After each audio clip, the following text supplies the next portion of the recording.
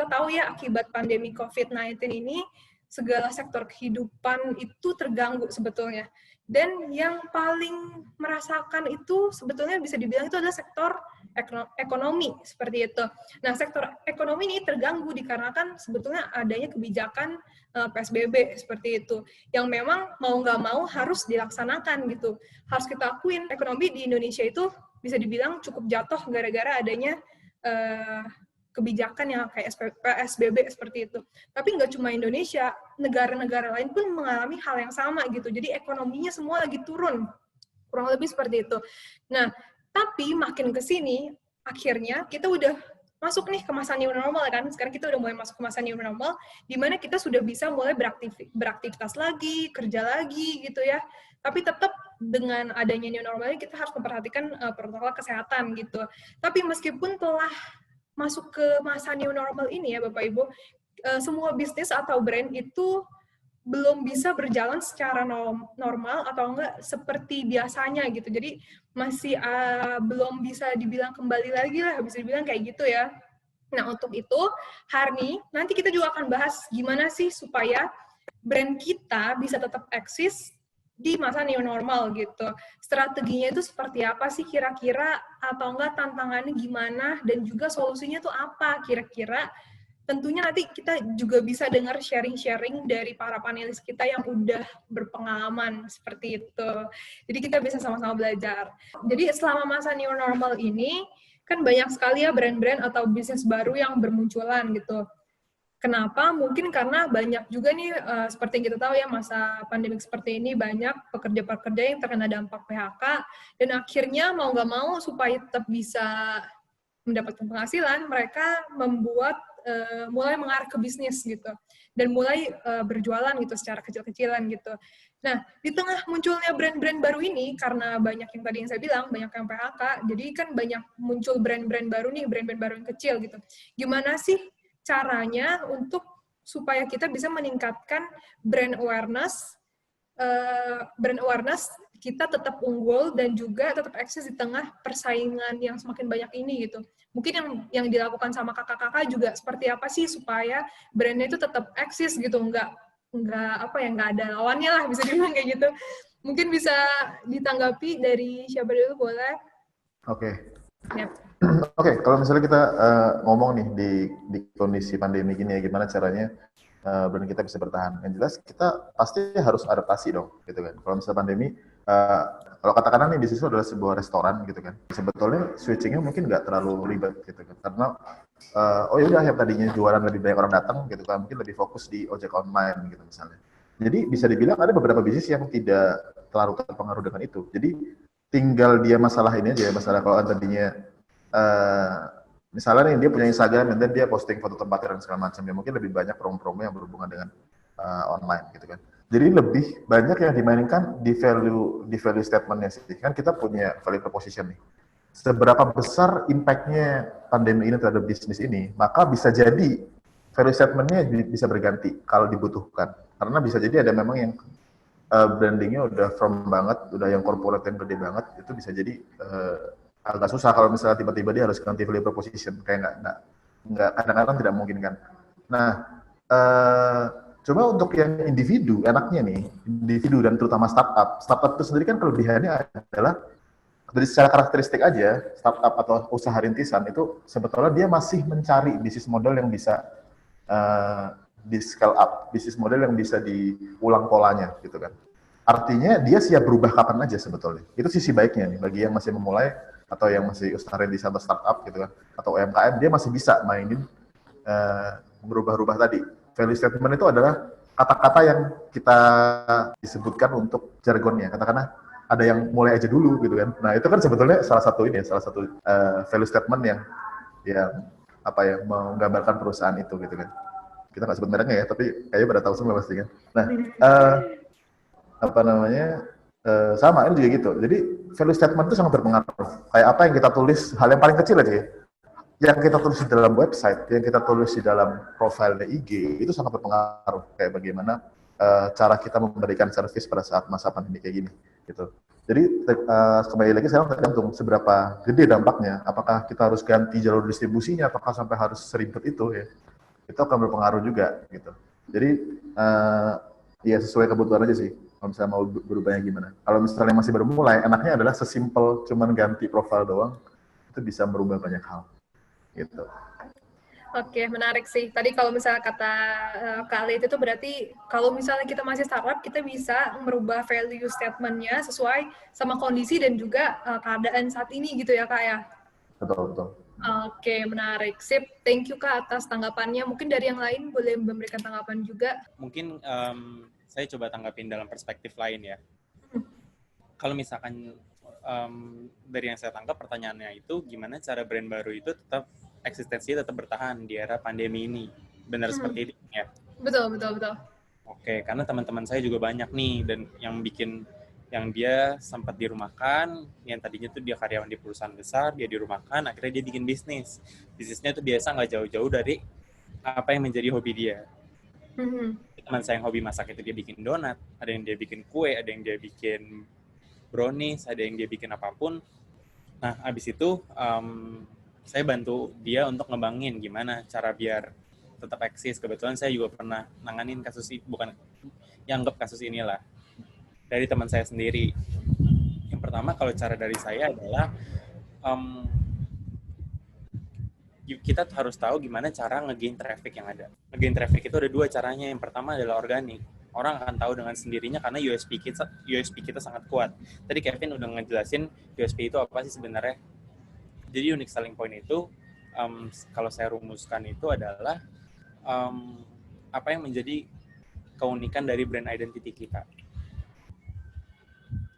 Gitu. Jadi contoh real adalah Yellow Fit Express, misalkan USP-nya adalah itu diet and healthy fast food pertama dan satu-satunya di Indonesia saat ini.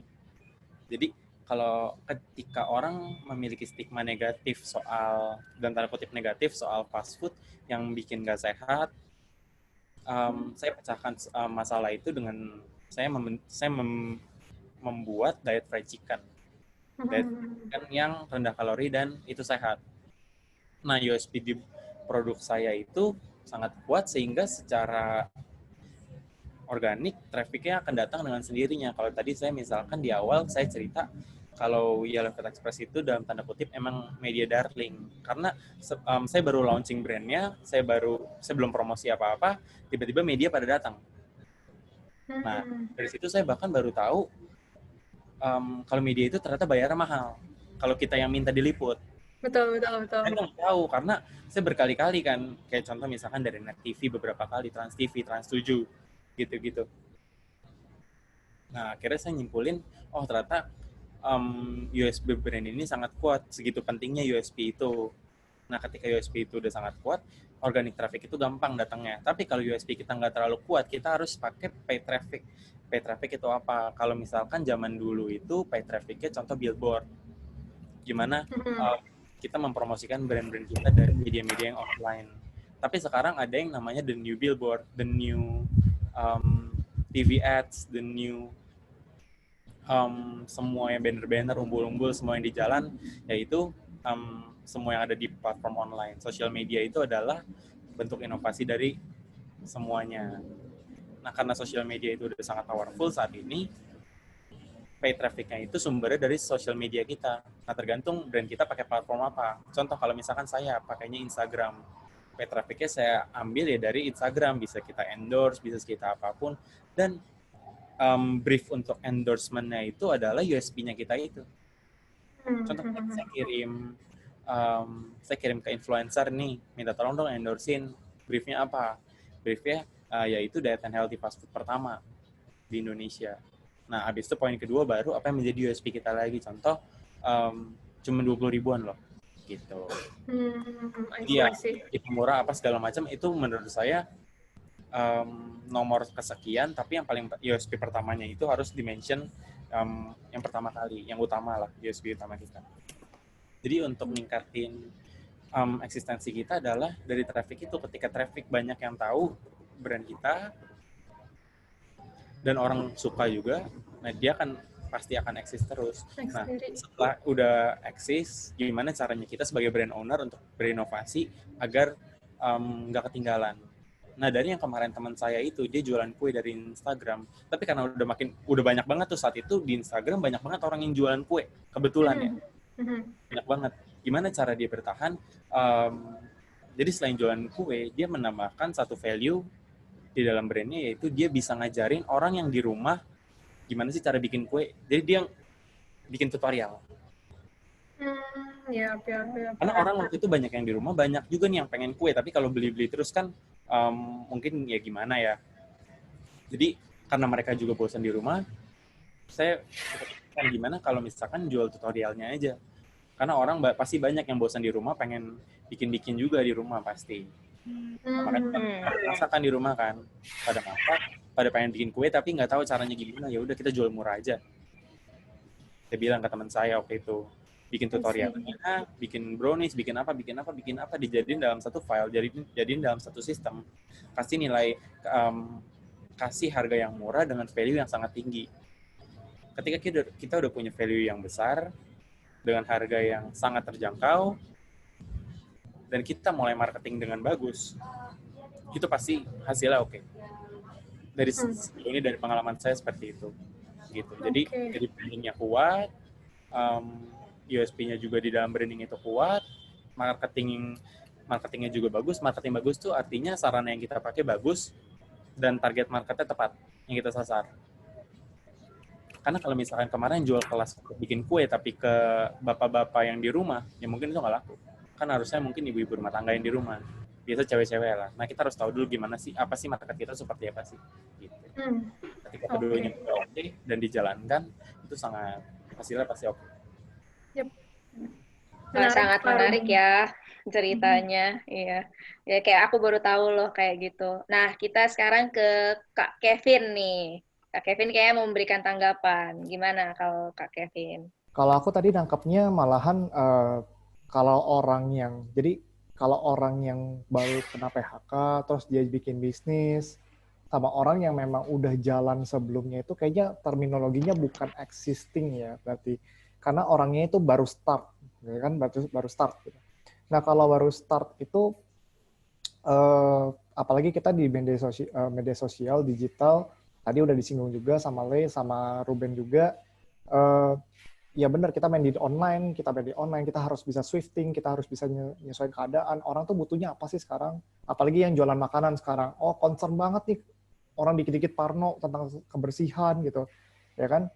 Saya juga punya klien restoran juga begitu gitu. Concern banget kesehatan, concern banget kebersihan. Kita harus bisa menyesuaikan itu dulu yang pertama.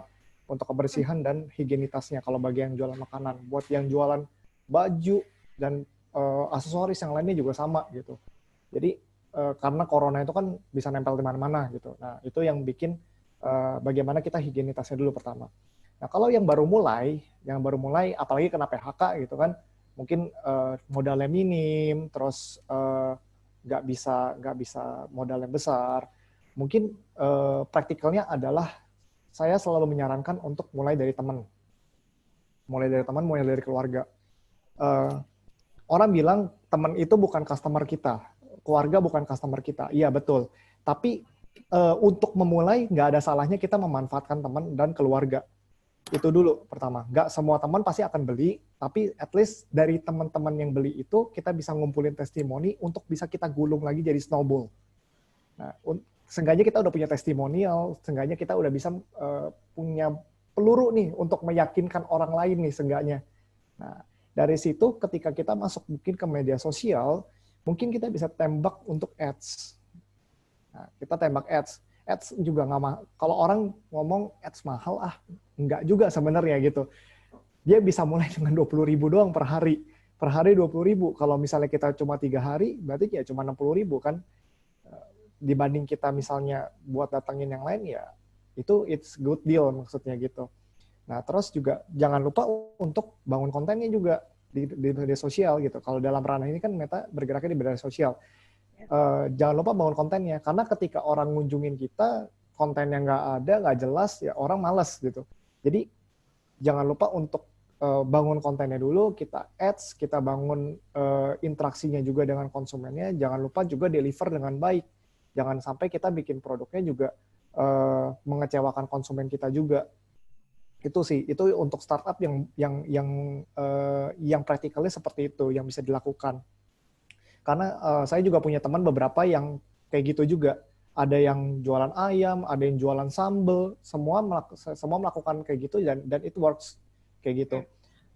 Nah, untuk yang udah jalan dan terkena dampak corona ini, saya nyaranin buat co-branding. Jadi kolaborasi. Saya angkat satu kasus dari klien saya juga. Saya punya klien satu UMKM, dia jualan parfum. Jadi unique selling dia adalah parfum stick. Jadi dia punya parfum stick, bukan parfum semprot, jadi itu nggak bakal tumpah segala macam. Tapi di pandemi gini semua orang di rumah, nggak ada yang pakai parfum masalahnya, kan gitu kan? Nggak ada yang pakai parfum. Gimana caranya? Tadi Brolet juga udah ngomong kan, kita harus bisa thrifting gitu. Thrifting. Nah, salah satunya thrifting. Orang nggak ada yang pakai parfum buat keluar, kita pakai buat apa? Buat menenangkan. Jadi guna parfum itu untuk mengharumkan dia, untuk bikin dia relax. Jadi kita berubah fungsinya jadi aromaterapi. Nah, itu yang pertama, kita berubah dulu value-nya yang relevan dengan apa yang bisa orang gunakan. Terus yang kedua, kita bisa kolaborasi. Nah, cara ini cukup berhasil diterapin di brand yang kita pegang ini di klien kita. Dia kolaborasi dengan beberapa orang, nggak usah pakai influencer mahal-mahal, yang micro aja di yang followers 1.000, 2.000 gitu. Kita bisa endorse mereka dan juga kita bisa bekerja sama dengan brand-brand yang berseberangan dengan kita. Misalnya jualan kue misalnya. Nah, kita bisa bundle dengan kuenya dia. Kalau beli kue misalnya dapat beli kue sama parfumnya misalnya harganya jadi berapa gitu. Jadi dengan kita banyak-banyak kolaborasi dengan brand-brand lain itu juga akan meningkatkan penjualan kita juga. Jadi kita bisa bertahan di pandemi ini. Karena kalau pandemi itu krisis kayak gini, concern pertama kita bukan branding bagus-bagusan. Concern pertama kita adalah survive dulu yang penting. Survive dulu yang penting. Survive dulu yang penting. Terus bagaimana kita menunjukkan empati. Jadi jangan melulu jualan, tapi kita juga empati. Karena orang itu demen beli, tapi nggak demen dijualin. Itu yang masalahnya di situ. Nah, jadi kita menunjukkan empati, kita co-branding dengan orang lain.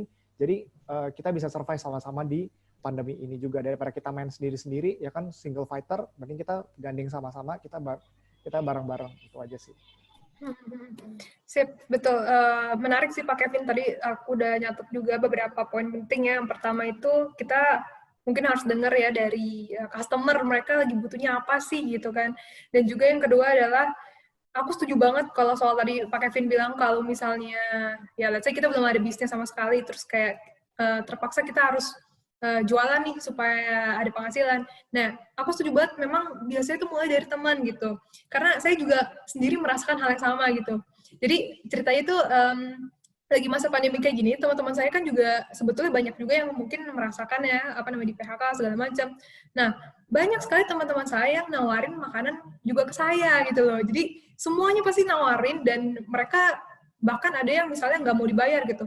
Udah nggak usah bayar, gue kirimin ke rumah lu, tapi lu story ini di Instagram. Nah, kayak gitu biasanya kan. Maksudnya itu banyak banget sih semenjak pandemi gitu. Dan saya ngerasa mungkin bukan cuma saya gitu, banyak dari teman-teman juga pasti ngerasain hal yang sama juga gitu ya. Tujuannya sih buat bantuin teman gitu ya biasanya. Sip. Menarik.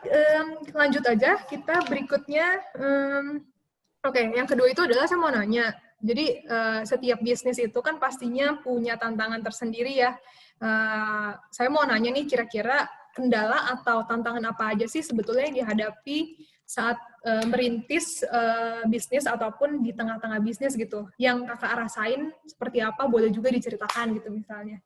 Oke, tadi sorry boleh diulang pertanyaannya? Yap, jadi tadi pertanyaannya itu adalah apa sih kendala atau enggak tantangan yang dihadapi saat kakak itu merintis ataupun menjalankan bisnis gitu di tengah-tengahnya. Kira-kira tantangan apa dan solusinya kira-kira gimana cara keluarnya gitu.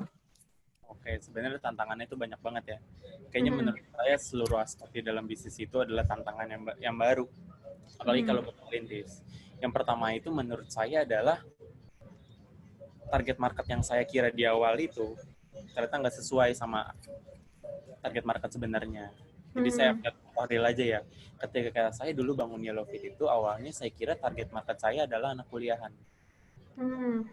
Anak kuliahan yang pengen diet. Karena kan dulu waktu saya diet itu susah nih cari makanan sehat, makanan yang rendah kalori. Dan kalau misalkan ada pun rasanya juga nggak terlalu enak. Kalau misalkan ada yang rasanya enak, itu harganya mahal banget. Nah, dulu saya pikir ketika saya solve masalah itu dengan memberikan makanan diet yang enak dan murah, dan saya pasarin di dulu kampus saya, karena saya dulu kuliah, ternyata responnya nggak segitunya. Dan setelah saya cari tahu dalam beberapa bulan saya testing, ternyata target market saya itu salah. Jadi banyak teman-teman pengusaha saya juga yang salah nih untuk nyasar target market di awal, nggak sesuai perkiraan kita. Itu yang pertama. Yang kedua, untuk dapetin trust di saat brand kecil itu, gimana cara dapetin trust ke calon customer, sedangkan ada kompetitor kita yang udah gede banget nih. Misalkan contoh kita bikin menu ayam geprek atau restoran ayam geprek, gimana cara orang lebih memilih brand kita untuk beli di brand kita yang mungkin kita cuma lebih murah 1-2 ribu, tapi ada brand yang jauh lebih trusted, yaitu misalkan contoh geprek Bensu. Nah, menurut saya itu tantangan yang besar juga, gimana cara kita dapetin trust-nya. Dan ketiga itu cara approach marketing yang paling tepat, karena itu harus testing yang banyak dan mungkin dalam tanda kutip memakan biaya. Nah, menurut saya sih tantangan terbesar itu dari tiga itu berdasarkan pengalaman saya pribadi ya. Dan cara sebenarnya adalah mau nggak mau ya learning by doing dan banyak belajar. Karena dulu saya di awal itu main ada apa-apa hajar, ada apa-apa cobain. Nah, itu justru kesalahan saya. Harusnya kita belajar dulu, ketika knowledge-nya udah cukup baru kita bergerak. Tapi ada hal positif dari pengalaman saya dulu, karena saya nggak terlalu tahu banyak hal, sehingga saya nggak takut apapun. Saya coba. Karena banyak orang yang tahu kebanyakan perhitungan dan apapun, malah takut untuk melangkah. Nah, itulah ada positif. Tapi kalau saran dari saya, kita harus memberaniin diri, coba aja, tapi dengan pengetahuan yang cukup. Research yang pertama, yang saran dari saya adalah coba research market kita, apakah ada masalah di dalam market tersebut, dan apakah brand kita itu menawarkan solusi yang tepat. Mereka tuh daya belinya gimana? Karena catering saya itu harus beli mingguan, dan satu paket itu 500 ribuan. Nggak semua orang sanggup dan memiliki daya beli untuk membeli catering itu, apalagi anak kuliahan. Nah, saya dulu nggak pikir sejauh itu. Gitu. Oke.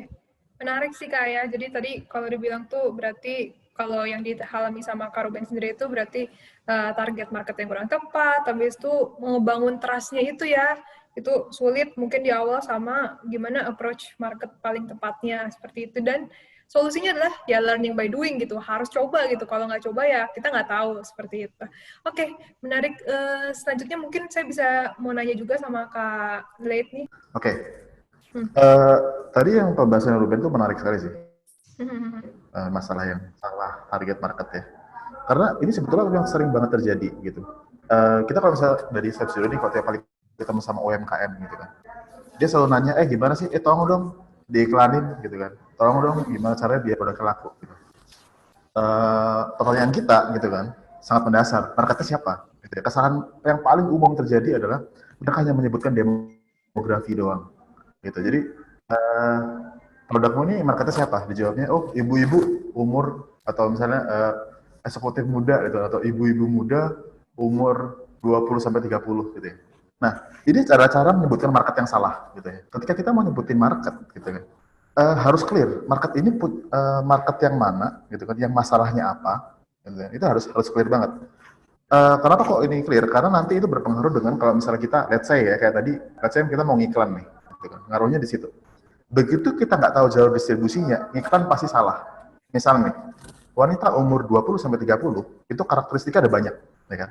Ada yang belum menikah, ada yang sudah menikah, gitu kan? Ada yang sudah menikah tapi belum punya anak, ada yang baru punya anak, ada yang udah punya anak 5 tahun. Kita nggak tahu persisnya di mana.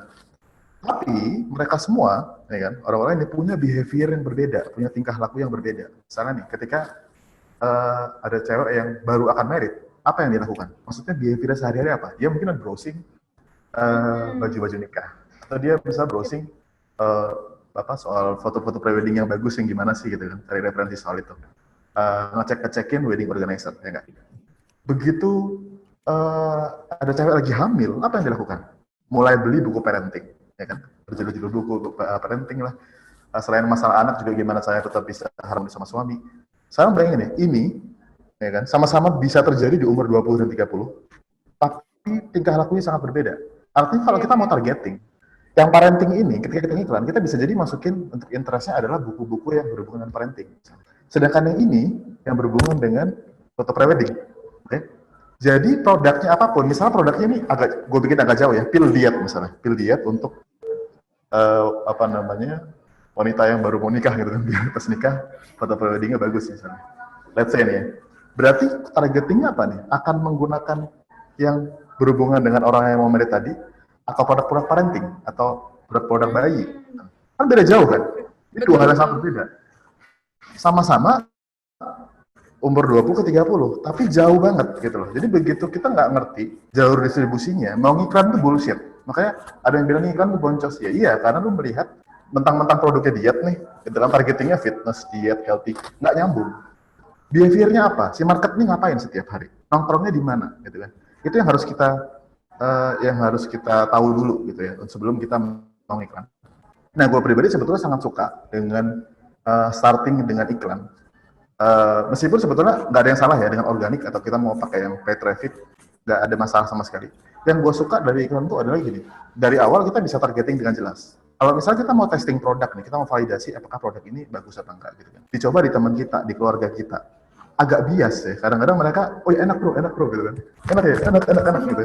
Yeah. Tapi biasa nggak beri lagi, jadi kayak temennya sendiri mungkin kalau di luar ngomongnya, ya itu karena teman gue aja sih, gue bantu gitu kan. Jadi kita nggak tahu respon sebenarnya gimana. Nah, kalaupun orang asing yang biasa, bisa jadi belum tentu itu market kita yang sesuai, market yang kita cari.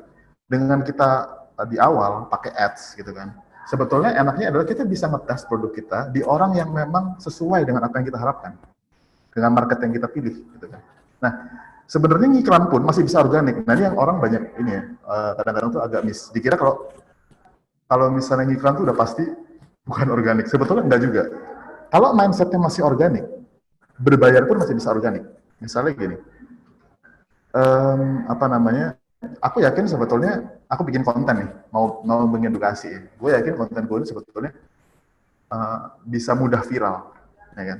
Kalau memang material konten itu sudah viral, yang mau kita posting ini, gitu ya, sebetulnya 400 orang aja atau 300 orang aja, kalau mereka semua nge-share ke temennya, itu bisa jadi getok telur yang luar biasa, ya kan? Sebetulnya dia bisa viral sendiri. Mindsetnya adalah gitu. Jadi iklannya bisa jadi sangat-sangat murah. Mungkin kita cuma butuh 20.000, 30.000 udah cukup. Beda dengan mindsetnya memang kita ngiklan untuk konversi. Itu mindsetnya udah betul-betul yang udah berarti kita harus ngitung biaya akuisisinya dibandingkan dengan nanti, gitu kan? Kalau misalnya mereka return, apakah lebih besar lebih kecil atau lebih besar daripada biaya akuisisinya? Agak ribet memang kalau yang misalnya kita mau ngitung itu. Tapi kalau kita mindsetnya tetap adalah organik, maka gue punya konten ini atau gue punya produk ini, begitu gue tunjukkan ke orang yang tepat, meskipun cuma sedikit, hanya dengan biaya 20.000. Pada akhirnya, letak organiknya adalah di mereka nge-share ke temennya. Gitu. Jadi, nggak ada masalah dengan kita misalnya, gue mau organik tapi bayar. Kadang-kadang orang bilang, maksudnya gimana organik tapi bayar? Maksudnya kayak gitu. Jadi sebetulnya, kita dengan biaya yang sangat kecil, tapi kita mengharapkan orang itu akan nge-share secara organik, gitu ya. Nah, dengan begitu, kayak sebetulnya kita bisa sangat meminimalisir biaya. Begitu dites ternyata nggak viral, ya berarti yang kita harus perbaiki ya dari produk atau dari kontennya, bukan campaign-nya, bukan targetingnya. Karena kalau misalnya kita mindset organik tadi ya, yang penting kalau misalnya ini lu yakin banget ini bakal viral, gitu kan, 100 orang bahkan cukup banget buat memviralkan itu. Gitu. Ya kira-kira gitu. Yep. Habis itu tantangan untuk yang berupa usaha nih, yang udah berupa usaha. Biasanya di masalah ini nih, customer journey-nya. Karena biasanya mereka katakan nih ada tempat yang misalnya ngadain event. Biasanya itu mereka kalau orang sudah datang terus kita minta ngisi formulir data, biasanya otomatis dia akan terpaksa karena udah terlanjur datang. Sedangkan di online, kadang-kadang tuh orang bingung. Bikin nih, misalnya ada acara gitu kan, pakai IGTV gitu. Tapi nggak ada database masuk. Ya kan? Karena di IGTV itu nggak bisa generate data. Gitu. Kayak mereka kadang-kadang miss di situ. Kayak sama-sama, ya udah apa bedanya sih yang biasanya offline, sekarang online gitu kan. Ya bedanya adalah di situ. Kita menyediakan nggak corong untuk menangkap database tadi. Gitu kan. Jangan sampai cuma bikin IG live yang nonton ribuan, tapi kita nggak bisa kontak lagi orang-orang itu. Gitu. Jadi di titik mana kita bisa generate database itu sih biasanya yang jadi masalah kalau misalnya yang di perusahaan. Ya, tambahan saya sih itu aja sih kayaknya. Thank you. Yep, oke, menarik tadi poin penting yang saya tangkep ya di awal itu tadi adalah ternyata kalau misalnya segmentasi itu harus lebih clear ya sesuai sama behavior gitu. Mungkin kalau sekarang ini biasanya kita kalau misalnya yang masih bisnis awal gitu, kita mikirnya bahwa segmentasi ya demografi gitu ya. Maksudnya wanita umur segini sampai segini, ternyata enggak loh, kita harus ngelihat sesuai sama behavior mereka juga gitu. Iya, betul sekali. Yep, poinnya menarik sekali. Kita lanjut, sorry, Pak Kevin belum. Hampir lupa. Ya, Pak Kevin boleh Pak memberikan tanggapan Pak? Tantangannya itu kalau misalnya kita, itu kan dalam bisnis umum ya, kalau tadi kan pertanyaannya dalam kita jalan bisnis saya sendiri, kalau di bisnis saya sendiri sih sebenarnya tantangannya itu menyamakan persepsi sih. Dan tantangan lainnya adalah, mungkin ini juga bisa general, tantangannya adalah market itu berubah-berubah. Jadi kondisi sekarang itu beda dengan dulu. Kalau dulu kita sebelum zaman digital booming, behavior orang itu sangat berubah itu nggak secepat sekarang. Kalau sekarang konten viral aja 2 minggu udah turun lagi gitu. Kemarin KKI baru naik 11M ya kan 2 minggu udah hilang gitu. Cepet banget gitu, cepet banget. Jadi Sinfood, saya nyebut merek lagi, nyebut merek aja lah ya. Kita belajar brand kan. Iya, nggak apa-apa, nggak apa-apa. Boleh. Misalnya kayak contoh Sinfoodtang gitu. Sinfoodtang sampai ngantri-ngantri. Kita ngantri 2 jam, 3 jam ada orang gitu. 6 bulan kemudian udah sepi, hilang orang. Udah biasa aja gitu. Mungkin Sinfoodtangnya nggak bangkrut, jadi ya penjualannya stabil gitu. Tapi udah nggak seviral kemarin, orang udah mulai bosan. Jadi orang tuh sekarang behavior-nya tuh gampang banget bosan, gampang banget berubah. Nah, itu tantangan tersendiri kita sebagai brand owner, kita semua tuh buat yang mau usaha dan juga yang punya usaha, teman-teman semua itu tantangan yang harus kita keep up terus. Kita harus tetap keep up, kita harus selalu dengerin konsumen kita maunya apa. Nah, itu yang harus kita, inovasinya harus dijalanin terus. Kalau kita udah penjualan, jangan terlena. Jadi kalau misalnya nanti bisnis, jualan, udah dapat banyak untung nih, penjualan udah banyak nih, tiba-tiba udah nyantai gitu. Nah, itu jangan kayak gitu. Kita harus tetap keep up, karena dia akan berubah terus. Kalau kita nggak berubah, customer kita akan lari ke tempat lain. Itu aja sih. Masih menarik sekali. Berarti harus market tuh berubah-berubah ya. Kita juga harus menyesuaikan dengan market. Gitu. Oke, sip. Kita lanjut lagi. Yang berikutnya itu ini dia, menarik banget nih pertanyaannya. Jadi kan banyak dari teman-teman mungkin yang di sini juga peserta-peserta sini juga mungkin banyak ya yang punya keinginan untuk terjun di dunia bisnis gitu. Mungkin punya mimpi untuk bikin brandnya sendiri juga gitu. Nah, tapi banyak dari mereka yang ujung-ujungnya tuh nggak jalan gitu bisnisnya gitu. Contoh nih, saya kebetulan juga punya teman saya ini adalah dia punya keinginan untuk bikin sebuah brand tas lokal kan ya, lokal produk. Nah, kalau dari konsep, dia cukup bagus menurut saya. Dia bisa bikin konsepnya, dia juga ngerti soal model-model tas yang lagi hits gitu ya. Pokoknya cukup lumayan menurut saya anaknya. Nah, tapi sampai sekarang itu tasnya nggak jadi-jadi gitu, nggak kejual-jual gitu. Nah, kenapa nggak kejual-jual? Karena sebetulnya dia nggak pede sama diri sendiri gitu.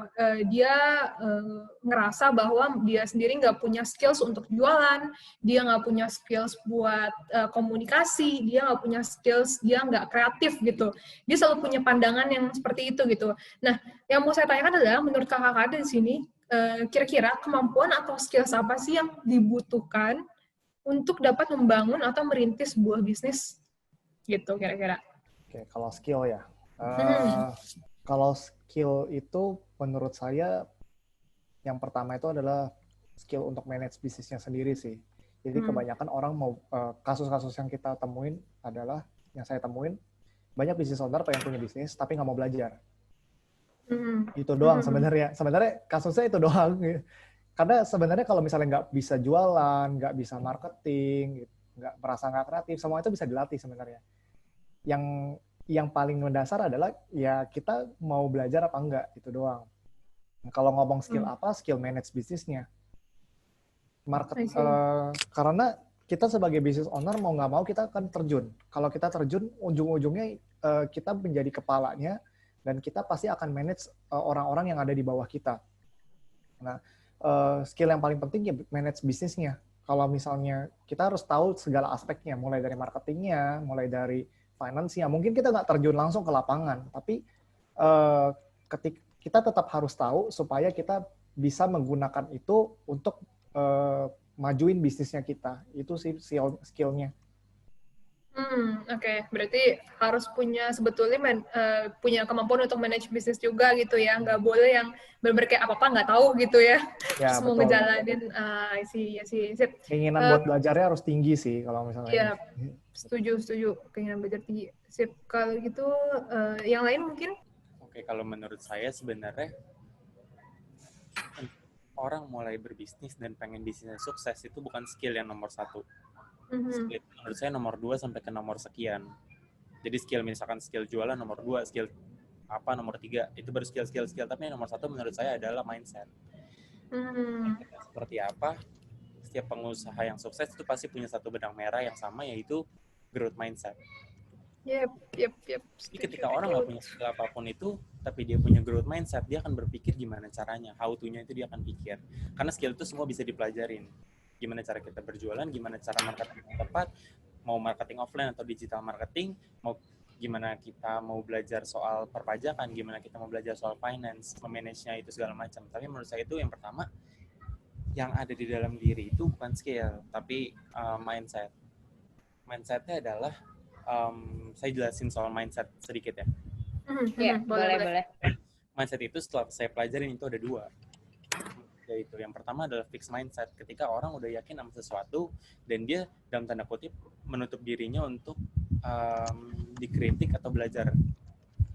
Jadi apa yang dia yakinin itu yang menurut dia pasti benar. Nggak terlalu menerima masukan karena setiap dikasih masukan ini, tipikal orang yang punya fixed mindset pasti inilah nggak bisa, soalnya kan begini, ini kan nggak bisa, soalnya begini.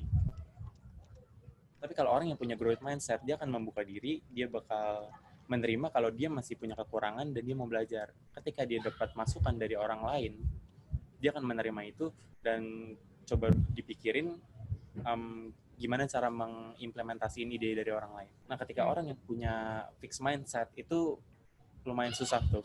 Karena setiap dikasih tahu apa, pasti jawabannya, aduh ini kan susahnya nggak bisa, tapi gini. Iya, benar. Nggak bisa, tapi mau gini. Aduh ini mah dibandingin sama ini mah susah. Ini mah harganya nggak masuk, nah gitu. Jadi menurut saya itu mindset yang paling penting sih. Nah, baru diikutin dengan skill-skill lain yang perlu dipelajarin. Karena orang yang punya growth mindset, dia pasti akan pelajarin A, pelajarin B, pelajarin C, pelajarin D. Gitu. Karena saya juga dulu waktu berangkat, saya modal PD aja. Saya nggak ngerti soal perpajakan, accounting, terus gimana cara jualan online, segala macam. Saya mah nggak paham, tapi kan semua itu bisa dipelajarin. Gitu. Menurut saya skill sampai sekian. Nomor 1 yang harus dirubah itu seorang pengusaha pasti punya mindset yang bagus. I see. Menarik sih. Siap. Thank you, Pak Ruben. Sebelumnya saya juga pernah sih belajar itu, Pak, soal fixed mindset sama growth mindset. Emang itu menarik banget ya untuk kalau kita tuh diharapkan maksudnya punya growth mindset gitu lah. Jangan sampai kita punya fixed mindset seperti itu. Oke, kita lanjut aja kalau gitu ke Pak Lid. Silakan, Pak. Gue juga setuju sebetulnya sama tadi bahas soal growth mindset ya. Kalau dari gue pribadi sebenarnya poin yang mungkin lebih spesifik yang sering banget gue highlight adalah curiosity dan solutive attitude. Itu 2 hal yang paling penting. Kalau lu udah gak ada rasa ingin tahu, lu sebetulnya udah gak akan kemana-mana, gitu kan. Yang kedua didukung dengan solutive attitude. Maksudnya gini, solutive attitude tuh kayak misalnya, gue gak punya modal, gitu kan. Kalau orang yang biasa tuh kayak, gue gak bisa mulai nih, gue gak ada modal. Itu mindsetnya udah gitu doang, berhenti di situ udah. Dia kayak merasa korban, dunia nggak adil buat dia dan segala macam. Sementara orang-orang yang solutif attitude, dia akan berpikir bahwa, oh gue nggak punya modal, gitu kan. Berarti apa? Ya cari orang yang bisa ngemodalin. Oh gue nggak kenal sama orang yang bisa ngemodalin. Cari temen yang, berarti siapa? Temen yang kenal, yang bisa ngenalin aku dengan orang yang bisa ngemodalin. Gitu. Ternyata gue nggak punya teman itu yang bisa ngenalin. Oke, ya berarti saya salah gaul nih selama ini. Berarti gue harus bergaul di mana? Nah intinya kan tetap ada jawaban kalau kita tarik ya. Berarti gue harus start bergaul di mana? Start join komunitas apa, let's say gitu kan. Begitu kita menarik, kita mau questioning, jadi curiosity tadi kita questioning di titik di mana memang ada sesuatu yang bisa kita lakuin, kita start. Di situ kita baru akan jalan. Nah, jadi orang kadang-kadang ngeribetin dirinya sendiri gitu kan, kepada hal-hal yang seharusnya dipikirin nanti gitu. Karena orang biasanya cuma melihat perusahaan yang sudah besar, bahwa misalnya, oh sekarang kayak misalnya ojek online aja bisa gede banget, dia juga bisa merambah semua market kok gitu kan. Ngapain kita harus ambil market yang spesifik? Ya, karena lu ngelihat bagian pas terakhir di belakang. Di awalnya mereka juga start dari sesuatu yang simple dulu gitu kan. Satu fitur doang yang paling utama dari value-nya mereka gitu. Ibaratnya ini kayak gini nih. Kalau lu mau olahraga, tapi kayak semua itu kamu bikin ribet. Misalnya kayak, olahraga itu yang bener gue harus beli sepatunya yang bagus dulu gitu kan. Kalau nggak di gym gue nggak mau olahraga. Kalau nggak ada suplemen gue nggak akan jalan sebetulnya. Ya kan? Karena kita sendiri aja malas untuk berangkat ke gymnya misalnya ya. Sehingga bayangin hanya karena hal kayak gitu, hal perintilan yang kecil-kecil, kamu jadi nggak jadi. Bayangin kalau kamu latihan di rumah. Latihan di rumah yang bangun di sebelah kasur, kita cuma pakai pakaian dalam doang gitu kan, nggak ada masalah gitu kan.